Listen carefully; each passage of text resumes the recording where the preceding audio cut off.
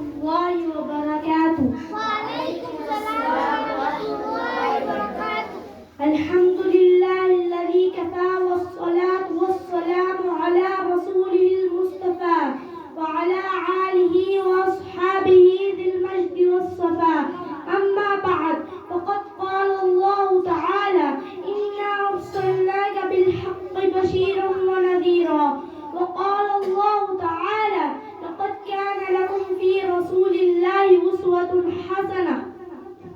صدر محترم اور حاضرین جلسہ، یہ میری بڑی خوش قسمتی ہے کہ آپ لوگوں نے مجھے کچھ کہنے کا حکم فرمایا ہے.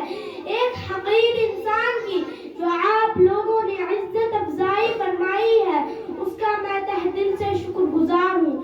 میں نے آپ کے سامنے دو آیتیں پیش کی ہیں. پہلی آیت میں اللہ جل جلالہ عما نوالہ ارشاد فرما رہے ہیں، اے رسول ہم نے تمہیں بلا شبہ خوشخبری دینے والا اور ڈرانے والا بنا کر بھیجا ہے.